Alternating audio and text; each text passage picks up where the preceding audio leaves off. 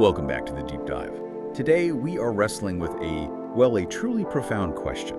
It's about human nature, about systems, and really about why we, as a collective, seem to keep walking into the exact same traps. That's right. And we're not talking about, simple mistakes. We're talking about these deep systemic failures to see risk, even when all the signals are flashing bright red. So for this deep dive, the source material we're working from is intensely focused on the core psychological forces and the structural ones that govern how we perceive risk. Exactly. And the mission for you, the listener, isn't just to get a list of those risks.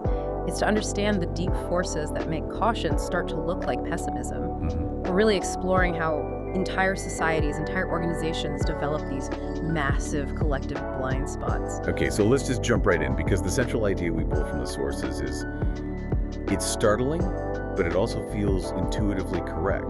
Risk isn't forgotten because people suddenly become unintelligent.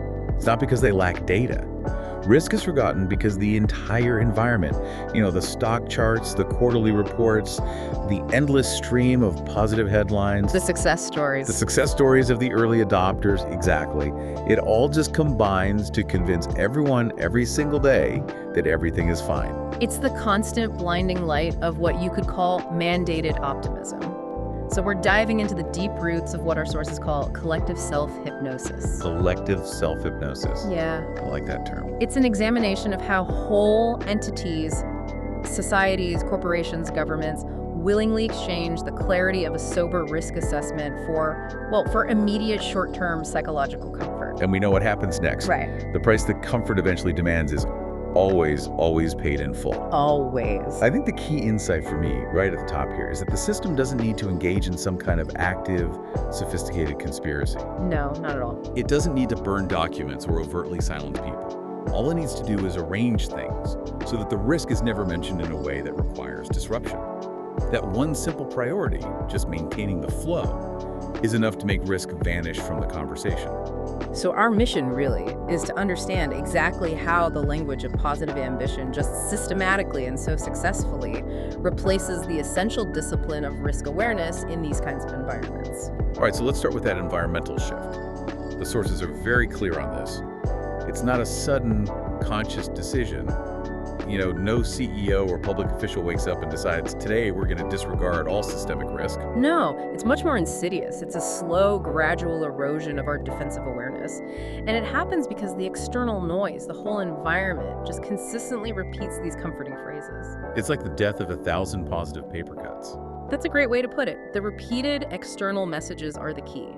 Things like, this is a once-in-a-lifetime opportunity, or this era is fundamentally different, the old rules don't apply. Or the most dangerous one of all. This time is not like the others. That reassurance, repeated over and over, provides just enough cognitive ease for people to let their guard down. What I find so crucial here is, it's the shift that results from that, a shift in mindset. Huge. From a defensive mindset to, an aspirational one. The original scripts we operate on, the ones kind of rooted in history and failure, they all tell us to prepare for difficulty. Right, for the worst case scenario. But when the entire environment is just constantly repeating this message of effortless expansion, it triggers a crucial softening of language within organizations. That's it. The necessary, sober question just gets phased out. People stop asking, what's the structural failure point here? What if this entire assumption collapses? Because that's a question rooted in defense. It's a downer. It is. And they replace it with a question that's designed purely for reassurance, for continuation. They start asking, how can I construct an argument or find the data that proves it won't collapse? It's a complete psychological and intellectual flip. The defensive mindset, which is tedious, right? It involves contingency planning and hitting the brakes. It gets actively replaced by the aspirational mindset, which feels great because it involves acceleration and growth. And this change in questioning creates an environment where scrutiny itself becomes highly stigmatized. When the entire system, the news, the investment flows, the internal company metrics, when it all reinforces only the positive, caution is suddenly viewed not as necessary foresight, but as pure pessimism. Doubt becomes negativity. Exactly. Even if it's based on solid evidence, it's immediately labeled as negativity or, a lack of understanding. And that's where the social penalties really kick in. The sources emphasize that the person who brings up systemic risk, they aren't just disagreed with intellectually. No, they're penalized. Yeah. Socially and professionally, they're seen as ruining the atmosphere, or, even worse, as someone who's impeding progress. And the labels are subtle, but they're brutal. They are. The cautious person is called slow. They're holding back the pace. The reserved individual is labeled as lacking vision, and that's a profound career deficit in an aspirational system. And the non-participant, the person who just refuses to jump into the collective boom. They're missing out, or they're fundamentally risk-averse in a way that suggests some kind of moral or professional failing. So the pressure to conform isn't a memo from HR. It's a career survival mechanism. You don't need a single boss to tell you to stop worrying. You just need to observe that everyone who slows down the positive momentum seems to lose influence or opportunities or promotions. And this intense pressure, it comes from consensus and it comes from career incentives. And it pushes the entire system into a state of collective self-hypnosis. The environment becomes self-sealing. Everyone's moving, everyone believes the same story, and the atmosphere becomes toxic to any form of dissent. So what happens to the warning signals in that environment? They don't just vanish, but they get reinterpreted, right, Yeah. to fit the common positive narrative. Exactly, they get reframed. Like when we see market volatility. In this state, it's never a sign of systemic failure. Correct. Risk doesn't just disappear, it changes its perceived form, it gets sanitized and domesticated. A market contraction isn't a potential collapse, it's a temporary fluctuation. Short-term noise. Short-term noise, exactly. Or the serious concerns raised by experts outside the consensus are immediately categorized as just the negative emotions of a minority who are stuck in the past. So by using this language that manages perception like noise or fluctuation, the actors in this system ensure that reality itself starts to feel softer, less threatening. You're implicitly being told not to prepare for a collision, but just to wait patiently for the good times to resume. And this brings us to what the sources identify as the truly dangerous question, the one that reveals the depth of this hypnosis. It's not the external question, what happens if things go wrong? Because that question, as we said, has uncomfortable but knowable answers. Right. The truly dangerous one is the internal, self-reflective question. Why do I feel so uneasy and doubtful when everyone else around me seems overwhelmingly optimistic? That internal signal, that dissonance, that gut feeling that something is off, that's the last line of individual defense. And it gets extinguished so quickly, often not by a rational counterargument, but by social pressure and this feeling of internal guilt. You feel obligated to conform, you're implicitly reminded that you should be grateful for the prosperity, you should be positive to support the collective effort. You should just merge with the flow. Merge with the flow. And if you feel uneasy, the problem is framed as your internal defect, not a defect in the system. Wow. So you end up betraying your own defensive intuition just to keep your place in the crowd. And that is such a powerful driver. It is. And our sources make a really chilling point here. A society or an organization that only allows the positive to be seen isn't a happy or secure one. It's a system that has structurally traded long-term sobriety for immediate, pervasive comfort.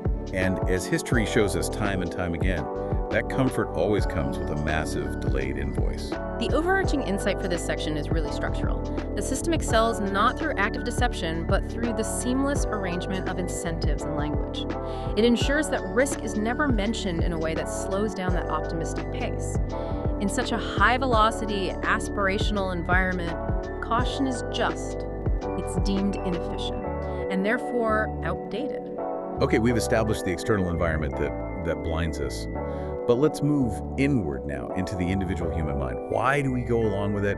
Our sources remind us that we aren't, cold, rational calculators of risk first. That is the psychological bedrock of this whole issue. We are social creatures first, programmed by evolution for survival within the group. Before we're rational beings, we are tribal beings. Right. And when the group provides warmth and resources and protection, the brain's primary directive is to maintain inclusion in that group.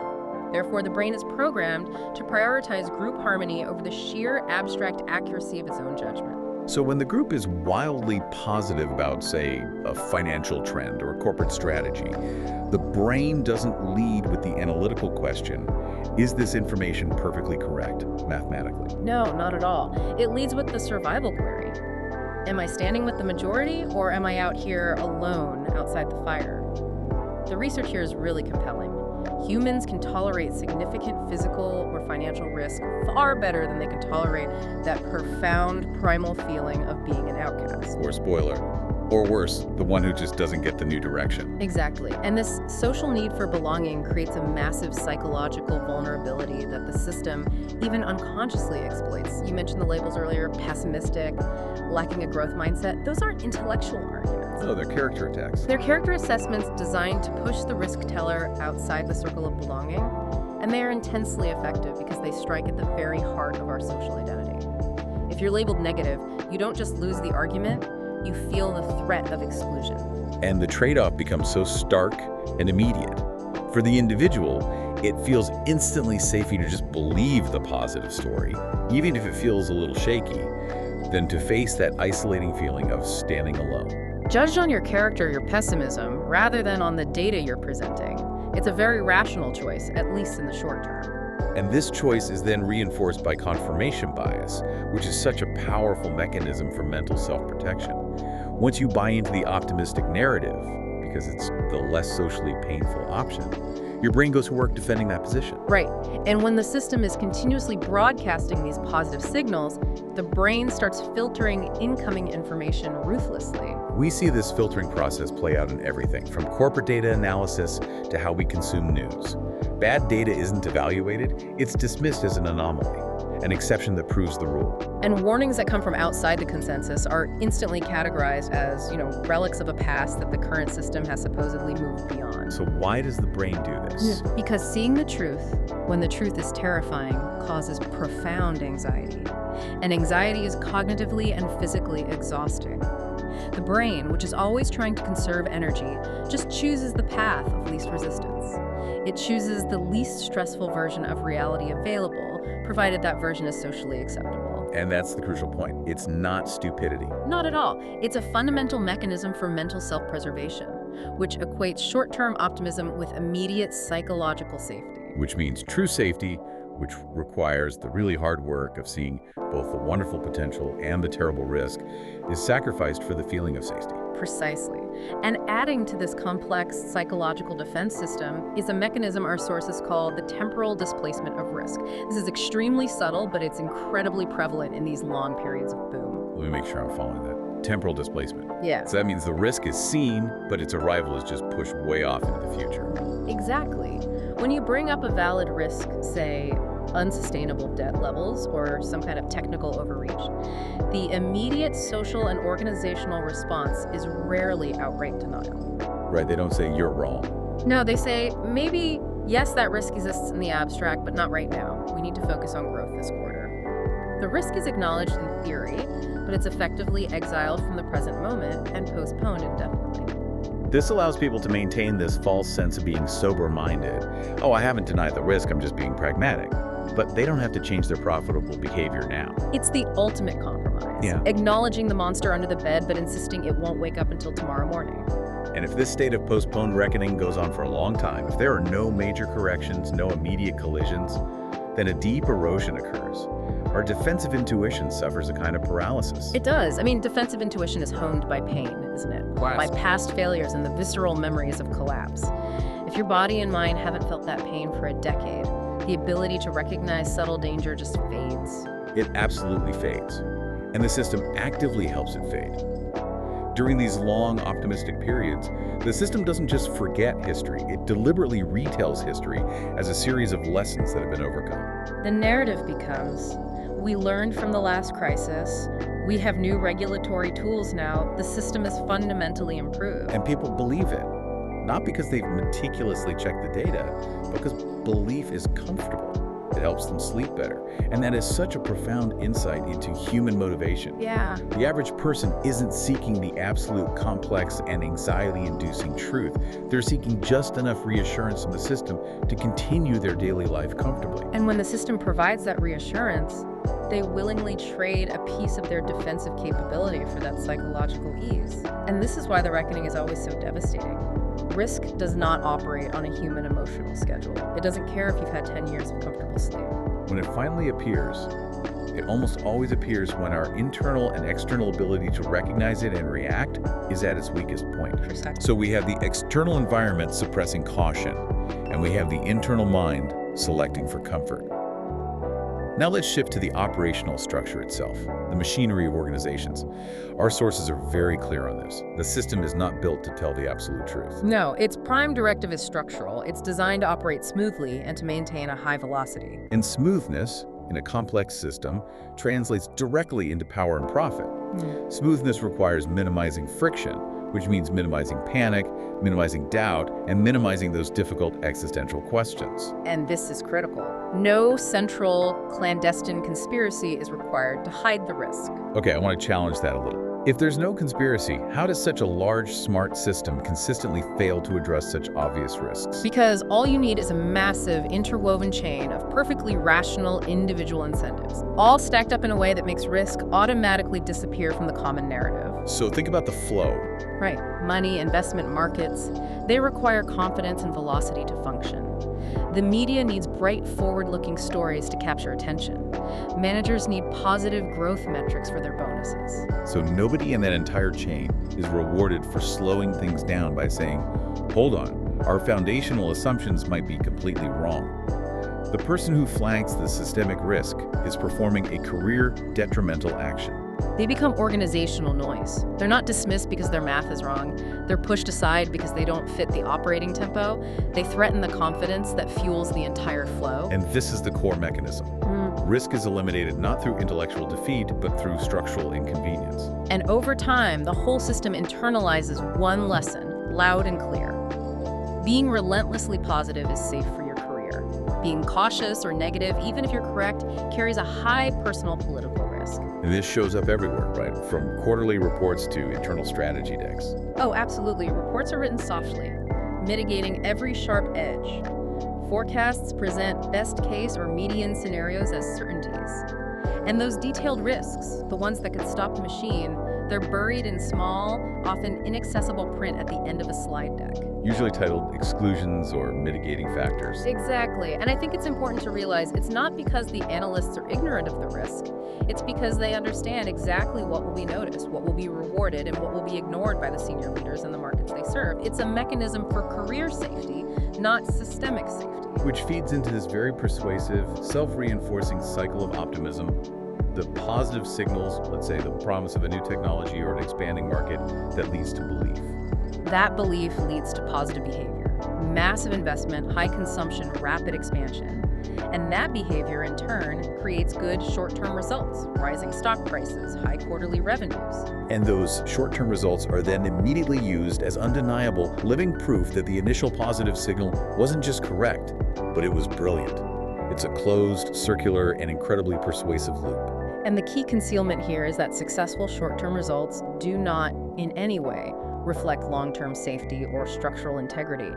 But organizations rarely reward the individual who dares to break this loop. Because breaking it means acknowledging that the current success might be built on a structurally fragile foundation, not a sustainable one. The reward structure is just inherently biased toward the short term. And as these structures get bigger and bigger, risk isn't so much eliminated as it is aggressively fragmented. It gets delegated to different silos. It becomes a specialized product. Exactly. Finance handles interest rate exposure. Legal handles compliance and liability. Safety manages physical hazards. Crisis management prepares the communication strategy. Since risk is specialized, no single department retains a full, aggregated view of the total structural exposure. The chief engineer might know the structural limits of the bridge. The financial team knows the leverage ratio. The legal team knows the contractual penalties for failure. Right. But since they are all solving for their individual silos optimally, they just assume implicitly that someone else is aggregating the overall risk. The result is this collective sense of profound safety built on completely fragmented responsibility. But when the system is strained, those individual isolated risk pieces suddenly link up. The legal liability hits at the exact moment the leverage runs dry, which happens the day the structure begins to fail. The collapse isn't a failure of any single department, but a failure of aggregation. And the system, to manage perception, both public and internal, also uses language as a powerful smoothing tool. We talked about the softening of language earlier, but structurally it's a form of societal sedation. That's right. The language is constantly adjusted to round off the sharp edges of reality. A crisis becomes an adjustment period or a recalibration. Danger is repackaged as a challenging environment or a headwind. And severe instability is simply redefined as market volatility. So by using this softened, almost managerial language, the collective perception is just dulled. The words are abstract. They don't evoke the sharp, visceral threat that the original term danger would. People become habituated to the soft terms, and consequently the sense of urgency, the necessity for dramatic action, is completely lost. The risk is still there, but it's no longer sharp enough to cut through the smooth, aspirational surface of the collective consciousness. The system successfully frames the risk within this larger, unavoidable context of growth. Yeah. It makes it seem like a small, manageable detail on the overall upward path. And the punchline here really summarizes the whole structural issue perfectly. The system doesn't eliminate risk by denying it. It does it by ensuring that the risk is framed in language, time, and scale such that it is insufficiently important to warrant disruptive action. This is where the structural reality meets individual morality. Yeah. And it's the most uncomfortable territory for anyone who participates in these systems. Yeah. Because the sources suggest that most intelligent individuals are not truly blind. They sense the risk, but they make a choice. They choose not to name it. It is the personal tragedy of knowledge. You see the gap between the official positive narrative and the subterranean reality. When the general atmosphere is so overwhelmingly optimistic and aggressively rewarded, speaking up is not just an intellectual act of data sharing, it becomes a moral one. And that morality, that act of courage, is almost never rewarded within the system. No. In fact, it's often punished. And the punishment is key here. It's not a public firing, which would create a martyr. So what is the actual price of speaking up into the system that's optimized for positive velocity? It's the cost of mild professional isolation. You are subtly but consistently labeled as difficult to work with, lacking in a constructive spirit, or a political problem that needs to be managed. You're quietly excluded. Exactly. You're excluded from the conversations where the real power and opportunities are discussed. And this penalty is highly effective because people are extremely skilled at reading those unspoken subtle signals. They learn that knowing the truth is acceptable, but articulating it out loud in a way that slows the train down is career suicide. This leads to the emergence of what the sources call a moral rationalization. Yeah. It's an ethical compromise that allows intelligent people to remain participants. The internal dialogue goes something like, I know this is structurally risky, but it's not my immediate problem. It's not enough to require action from me that would jeopardize my standing. And that rationalization is the foundation of so many systemic disasters. It allows responsibility to just dissolve completely within the crowd. You know the risk is there, but you rationalize your silence. Someone else is taking care of it. It might not happen on my watch, or everyone knows the risk already, so me saying it is just redundant. And since everyone is thinking this way, the knowledge is collectively held but individually acted upon by precisely 0 people. It's the painful truth that intelligent people are incredibly abundant in modern organizations, but moral courage is statistically rare. And here, courage doesn't mean standing on a desk and shouting. No, it just means accepting the certainty of being misunderstood and alienated simply for stating the uncomfortable fact that no one wants to hear. And most people don't choose to be destructive, they simply choose comfort. And comfort in an optimistic, high-velocity environment means silence. So the smart, quiet participant needs an internal justification to live with that choice. They don't want to see themselves as cowards. What are the most common internal justifications used to mask the choice of silence? They rationalize that their silence is actually prudent. Speaking up now would only cause panic, which is counterproductive, or I don't have enough overwhelming data yet, so I have to wait. And these reasons are often partially true. A single individual speaking out can cause panic. Right, but they serve as a perfect moral cushion. They mask the core choice, which is prioritizing personal safety and psychological comfort over collective prudence. And with repeated justified silence, the individual's ethical threshold is gradually raised. The red flags that once caused genuine alarm now only cause slight, manageable annoyance. The risk has to become enormous to wake them up, and by then, the structural momentum is often unstoppable. Which brings us to a deep paradox. The most intelligent people are often the ones who adapt best to prolonged organizational irrationality. They have the cognitive power to understand the system's perverse rules, to read the subtle political signals, and to know precisely how to navigate without career-ending friction. They are, therefore, the most likely participants in collective risk forgetting. Not because they are morally worse than others, but because they fully comprehend the high price of nonconformity. In a protracted positive atmosphere, the very definition of professionalism and ethics gets systematically inverted. The sources suggest ethics cease to be measured by how well you defend the truth. And start to be measured by how well you integrate into the positive narrative. The person who's praised as professional is often the one who knows precisely when to be silent. The one viewed as mature is the one who understands that their job is not to complicate the smooth operation. The system doesn't demand a moral betrayal of intuition. It just arranges the structure and incentives so perfectly that following that intuition becomes politically and financially disadvantageous. When defensive intuition is successfully framed as a personal, unprofessional problem, a lack of team spirit, then the risk itself becomes nobody's problem until the final reckoning. The cycle has to complete eventually. The risk that's been buried and delayed and sanitized, sometimes for years, it finally reveals itself. Our sources suggest that when the collapse happens, the first reaction among the inner circle is rarely profound shock. That's one of the most sobering insights. The first reaction is a cold, quiet recognition. People think, yes, I predicted this. I felt that pit in my stomach 4 years ago. The signs were absolutely there all along. Right. Those sentiments surface quickly, and they serve as a desperate form of self-reassurance that deep down, we weren't completely blind. And in the deepest, most tragic sense, they're right. The risk was known. The documents buried at the end of the slide, the technical warnings dismissed as too early, the people labeled negative, they all suddenly become the reasonable, rational actors once the consequence is large enough to be undeniable. The system rediscovers the evidence it intentionally suppressed. Immediately following the event, the system begins this process of retelling the story for public consumption and for internal review. Faded signals are pulled out of the archives and brought back to light. Previously praised, optimistic decisions are suddenly reviewed under the lens of failure. But the crucial moment in the recovery effort is the question the system chooses to ask. And it almost never asks the truly uncomfortable question, does it? The one that critiques the culture itself. Why do we collectively see these problems and choose to keep going, even at the individual level? Precisely. That question requires a fundamental cultural and ethical critique of the reward structure, which is just too painful. So instead, society shifts to the simpler, easier, and more technical question: what did we miss? This keeps the focus external, technical, and limited to processes. And this search for a simple cause is highly reassuring.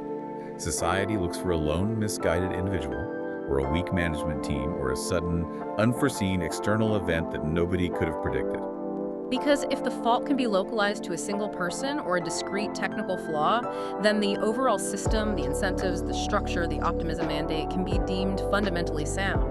But the deep, ugly truth of systemic failure is always more complex. Disaster is almost always the inevitable sum of hundreds of small, individually rational and profitable decisions made at high velocity. No single decision maker intended the failure, yet the collective failure was guaranteed by the structure. And because the truth involves this messy, systemic self-critique, the recovery is often shallow. There's a short, dramatic period of sobriety after the crash. New rules are written, new procedures are drafted, leaders are replaced.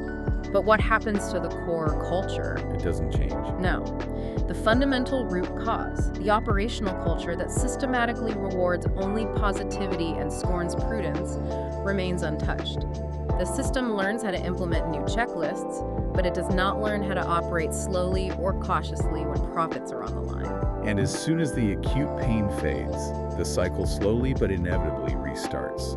The new narrative emerges. We learn from our mistakes. The system is fundamentally improved now. The technical flaws have been fixed. But they've only learned how to talk about risk, not how to tolerate the inconvenience of caution.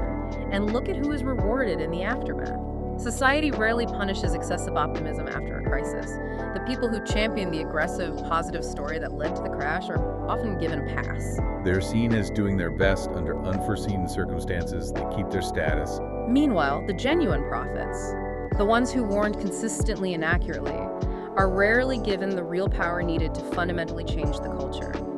They might be quoted in the official report. They're often called correct by the media. But being correct doesn't mean being listened to or given control over the next cycle's momentum. They're seen as reminders of discomfort, not as architects of the future. And this repetition has a profound cumulative effect. With each successive cycle of ignoring risk, crashing, and then recovering without fundamental structural change, the societal or organizational risk tolerance threshold is reset slightly higher. We learn to live with greater leverage, greater instability, and greater cognitive dissonance, as long as the consequences aren't immediate. And the tragedy is cyclical and profound. We only allow ourselves to collectively remember the risk after it is fully manifested and become the consequence. We've spent this whole time dissecting the system, the psychology of the structure, the failures. If we stopped here, though, we'd miss the critical, practical point.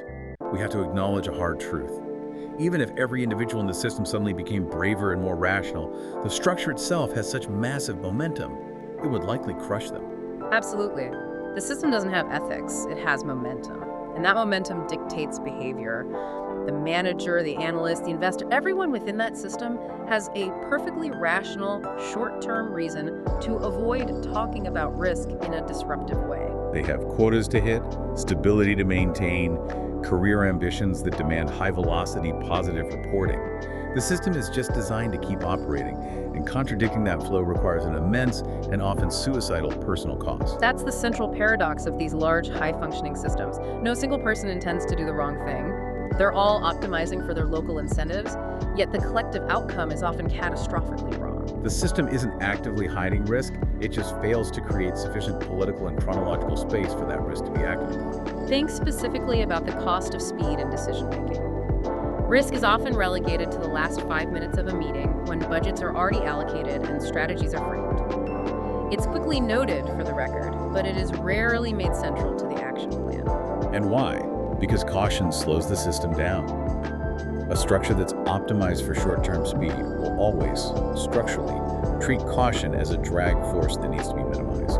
And this combination of speed and the system's inherent short memory ensures that lessons learned quickly become lessons forgotten. The system doesn't remember through emotional, painful experience, which is what impacts a human. It remembers through sanitized reports, summary charts, and abstract policy lessons. Those lessons become abstract nouns. They lose their emotional weight. And when the memory is no longer painful, it loses the power to adjust behavior. The system quickly figures out how to talk about risk using that muted language we discussed, but it is structurally unwilling to live with the economic inconvenience of caution. The momentum returns instantly. And there's another fundamental structural problem that guarantees this dynamic: the decoupling of consequence and decision. The decision makers, the people who reap the immediate, concentrated, short-term benefits of optimism, are rarely the ones who suffer the direct, long-term consequences of a systemic failure. The benefits arrive quickly, and they land in the decision maker's bonus pool. The consequences, however, are delayed by years, and they're dispersed across the entire system. Employees, pension funds, taxpayers, and shared by many people who have no involvement in the original decision. This extreme imbalance structurally favors optimism and risk-taking. The system will naturally lean toward positive signals, unless it's forced by a crisis to accept that long-term caution is necessary. And that's a trade-off very few systems are designed to make voluntarily. So this leads us to our final realistic focus. If fixing the entire system is often impossible without a catastrophic crash, the only viable focus has to shift to our individual posture within that structure. We have to find the realistic promised land of individual resilience. And this promised land isn't glorious. It doesn't involve public prophecy. It involves accepting that group reassurance, that collective feeling of everything is fine, is not a safety signal. In fact, it's a loud, structural signal to check the foundation immediately. When everyone is saying things are getting better, that is the moment to privately ask, what unsustainable risk is being tolerated, or what necessary piece of data is being ignored in order to maintain this story? This requires what the sources call the discipline of duality. You have to train yourself to hold two opposing thoughts simultaneously without mental discomfort or demanding certainty. You have to maintain the possibility that this highly rewarding, optimistic scenario could definitely continue, and also this entire structure could collapse because of the risks I see. This posture is incredibly rare because it provides no psychological certainty. Certainty is addictive, but it's a distraction. Duality provides adaptability. It allows you to participate in the flow, to hope for the best, but it structurally prohibits you from exchanging your defensive capability for that short-term feeling of ease. It allows you to maintain skepticism without becoming paralyzed by pessimism. Exactly. And crucially, this duality leads directly to the practical necessity of silent preparation. You don't need to try and warn or persuade the crowd. You don't need to take on the political risk of playing the role of the sober prophet. You simply need to act on your dual understanding and arrange your own life accordingly. So that means organizing your life, your financial holdings, your mental and emotional expectation buffers, your career contingencies, so that if the good times don't last, you are not pushed into a state of panic or forced to make distressed decisions. You have to accept that you will not be rewarded by the system for remembering the risk. There will be no praise, no recognition. You'll be seen as potentially lacking entrepreneurial spirit.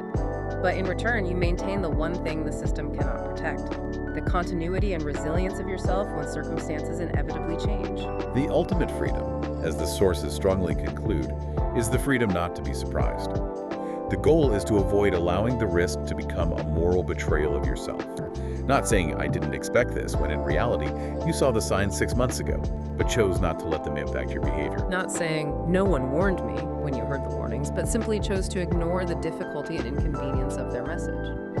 The person who survives the systemic crisis best is rarely the most optimistic. It's the person who invested in being unshockable. In an era where the system is structurally built from top to bottom to make you feel substantially safer than reality suggests, the simple, quiet act of not self-deceiving is a rare and profound form of individual freedom. It is the ultimate individual defense against collective self-hypnosis. And this leaves us with the final existential challenge, sourced directly from the text, that we encourage you, the listener, to answer for yourself. Do you choose the addictive feeling of safety and comfort today, or do you prioritize the ability to stand firm when tomorrow is drastically unlike the promise? When the whole system only allows the positive to be seen, the truly dangerous risk waits for the moment people forget how to stand firm.